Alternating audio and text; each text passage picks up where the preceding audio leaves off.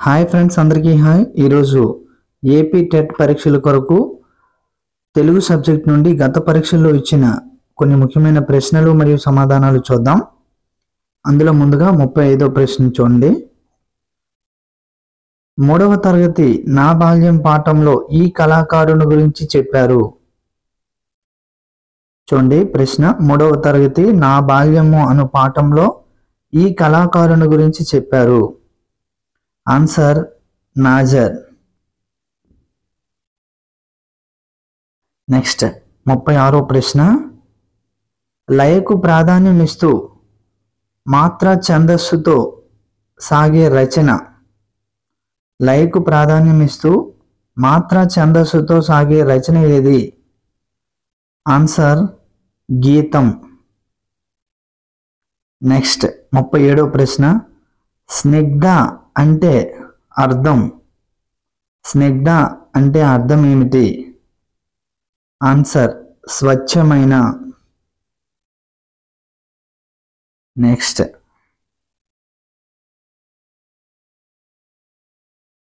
38వ ప్రశ్న, ఊరికే నోరు పారేసుకోవడం మంచిది కాదు. ఇందులో గీత గీసిన పదం. చూడండి, ఊరికే నోరు పారేసుకోవడం మంచిది కాదు. ఇందులో గీత గీసిన పదం. ఆన్సర్ జాతీయం. ఇది మనకు తెలిసిందే, జాతీయం. నెక్స్ట్ 39వ ప్రశ్న, తెలుగు బిడ్డ చూడండి ఆశ్చర్యార్థంగా ఉంది. తెలుగు బిడ్డ మొకటంతో పద్యాలు అందించినది. ఆన్సర్ నార్ల చిరంజీవి.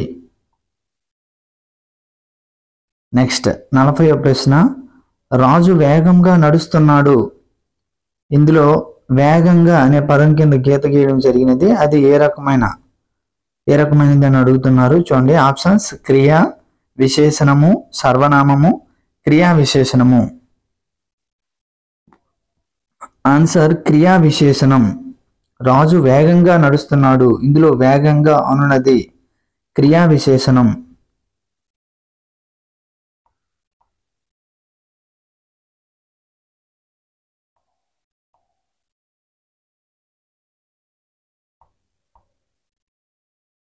నెక్స్ట్ 41వ ప్రశ్న, వృధాకు వికృతి పదం.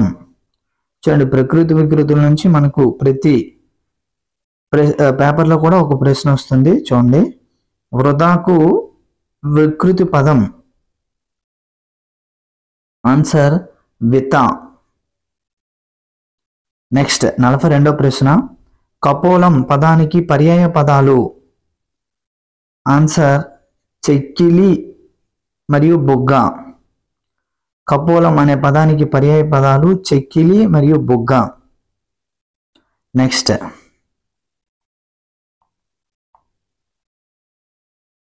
జలజల కురుస్తుంది వాన, గలగల కురుస్తుంది వాన. ఈ వాక్యంలో ఉన్న కాలం. చూడండి, ఇక్కడ జలజల కురుస్తుంది వాన అంటే కంటిన్యూస్ టెన్స్. ఇక్కడ వచ్చేసరికి వర్తమాన కాలం. ఇది ఆన్సర్ వర్తమాన కాలం. డైరెక్ట్గా మనకు అక్కడ తెలుస్తుంది. నెక్స్ట్ 44వ ప్రశ్న, తెలుగు భాషలో లింగ విభాగాన్ని ఎలా పిలుస్తారు? ఆన్సర్ వాచకం. నెక్స్ట్ 45వ ప్రశ్న, ఒక వాక్యంలో ఎవరు అనే పదానికి సమాధానంగా వచ్చే వాటిని ఎలా పిలుస్తారు? ఒక వాక్యంలో ఎవరు అనే పదానికి సమాధానంగా వచ్చే వాటిని ఎలా పిలుస్తారు? ఆన్సర్ కర్త. నెక్స్ట్ 46వ ప్రశ్న, ఒక క్రియాపదం వాక్యాన్ని పూర్తి చేయలేకపోతే అది. చూడండి, ఒక క్రియాపదము వాక్యాన్ని పూర్తి చేయలేకపోతే అది. చూడండి, ఇది కూడా ఈజీగా ఐడెంటిఫై చేయవచ్చు. వాక్యం పూర్తి చేయలేకపోతే అటువంటిది ఏమవుతుంది? అసమాపక క్రియ అవుతుంది. డైరెక్ట్గా మనం ఆన్సర్ని ఐడెంటిఫై చేయొచ్చు. నెక్స్ట్ 47వ ప్రశ్న, ఈ క్రింది పదబంధాలలో అత్వ సంధి ఉన్న దానిని గుర్తించండి.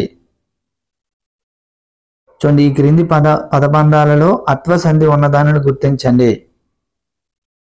ఆన్సర్ చిన్నప్పుడు అనే దానిలో అత్వ సంధి ఉంది. చూడండి.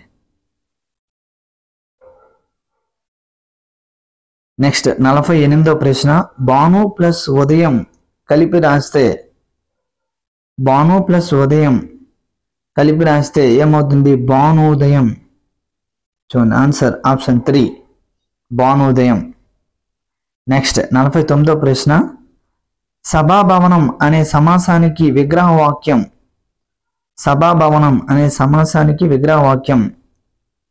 ఆన్సర్ సభ కొరకు భవనం. నెక్స్ట్ 50వ ప్రశ్న, మహాత్ముడు ఉన్నతంగా ప్రవర్తిస్తాడు. ఈ వాక్యంలో ఉన్న సమాసం. చూడండి, సమాసాల నుంచి మనకి ఇక్కడ 2 రావడం జరిగినది. అదేవిధంగా సందుల నుంచి 2 రావడం జరిగినది. మహాత్ముడు ఉన్నతంగా ప్రవర్తిస్తాడు, ఈ వాక్యంలో ఉన్న సమాసం. ఆన్సర్ బహువ్రీ సమాసం. నెక్స్ట్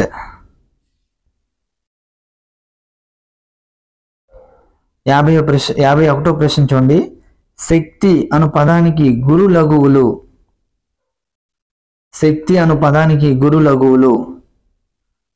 చూడండి, మనకు ఆప్షన్ 1 అవుతుంది, గురు లఘువులు. నెక్స్ట్ 52వ ప్రశ్న, ఉపమాన ఉపమేయాలకు చక్కని పోలిక చెప్పడమే. ఇది కూడా మనకు అందరికీ తెలిసినదే. ఉపమానానికి ఉపమేయానికి చక్కని పోలిక చెప్పడమే ఉపమా అలంకారం. ఇది మనకు డైరెక్ట్గా తెలుసు. అదే ఉన్నది ఉన్నట్లుగా చెప్తే స్వభావోక్తి అలంకారం అవుతుంది. నెక్స్ట్ 53వ ప్రశ్న,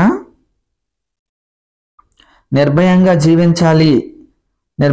జీవించాలని ఆశించడం తప్ప. చూడండి, నిర్భయంగా జీవించాలని ఆశించడం తప్ప. ఇది ఆన్సర్, ఇది ప్రశ్నార్థకం. నెక్స్ట్ 54వ ప్రశ్న, మానసికంగా ఎదిగినట్లయితే ఈ వాక్యాంశం ఇచ్చే అర్థం. చూడండి, మానసికంగా ఎదిగినట్లయితే ఈ వాక్యాంశం ఇచ్చే అర్థం ఏమిటి? ఆన్సర్ ఛేదార్థకం. మానసికంగా ఎదిగినట్లయితే ఈ వాక్యాంశం ఇచ్చే అర్థం ఏమిటి? ఆన్సర్ ఛేదార్థకం. నెక్స్ట్ మెథడాలజీ నుంచి ప్రశ్నలు కొంచెం చూద్దాం. చూడండి, మానవుల్లో ఉన్న మానవత్వాన్ని ప్రబోధింపజేయడమే విద్య లక్ష్యమని పేర్కొన్నది. మానవునిలో ఉన్న మానవత్వాన్ని ప్రబోధింపజేయడమే విద్య లక్ష్యము అని పేర్కొన్నది ఎవరు? Answer Livingstone. నెక్స్ట్ 56వ ప్రశ్న, ఇతరుల కోసం ఆగిపోకుండా విద్యార్థులు తమ శక్తి సామర్థ్యాలను బట్టి ముందుకు సాగడానికి అవకాశము ఉన్న ఉత్తమ పద్ధతి ఏది? ఇతరుల కోసం ఆగిపోకుండా విద్యార్థులు తమ శక్తి సామర్థ్యాలను బట్టి ముందుకు సాగడానికి అవకాశం ఉన్న ఉత్తమ పద్ధతి ఏది? ఆన్సర్ చర్చా పద్ధతి.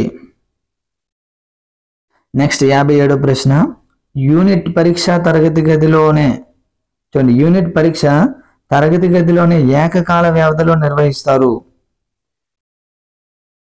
అది ఏ కాల వ్యవధిలో నిర్వహిస్తారు? యూనిట్ పరీక్ష అనున్నది తరగతి గదిలో ఏ కాల వ్యవధిలో నిర్వహిస్తారు? ఆన్సర్ 40 నుండి 50 నిమిషాలు. మనకు యూనిట్ టెస్ట్లు ఉంటాయి కదా, అవి ఎంత సమయంలో నిర్వహిస్తారని చెప్పి మనకు ప్రశ్న అడగడం జరిగినది. ఎంత సమయం అంటే 40 నుండి 50 నిమిషాలు. నెక్స్ట్ 58వ ప్రశ్న, ఉదాత్తమైన భావాలను అత్యంత సముచితమైన పదాలతో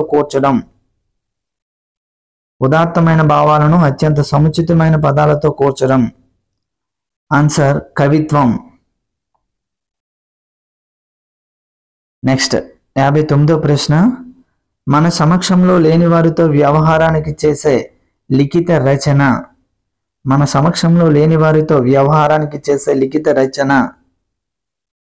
ఆన్సర్ లేఖా రచన. నెక్స్ట్ 60వ ప్రశ్న, విద్యార్థులు తమకు తాముగా అర్థం చేసుకునే విధంగా పరిమిత పదజాలంతో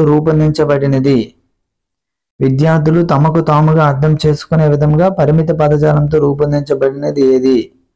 అదే ఉపవాచకం. Thank you friends, thank you to all. చూడండి, వీడియో క్లియర్గా ఎవరికైనా కనిపించినట్లయితే సెట్టింగ్స్లోకి వెళ్ళి సెట్టింగ్స్లో రెజల్యూషన్ని పెంచండి. వీడియో క్లియర్గా కనిపిస్తుంది, ప్రశ్నలు కూడా క్లియర్గా కనిపిస్తాయి. అదేవిధంగా ఏదైనా డౌట్ ఉంటే కామెంట్ సెక్షన్లో కామెంట్ చేయండి. మరియు కొత్తగా ఎవరైనా మన వీడియోని చూసినట్లయితే సబ్స్క్రైబ్ చేయండి. అదేవిధంగా అందరూ కూడా ఈ యొక్క వీడియోని మీ ఫ్రెండ్స్ అందరికీ షేర్ చేయండి. Thank you friends, thank you to all, thank you very much.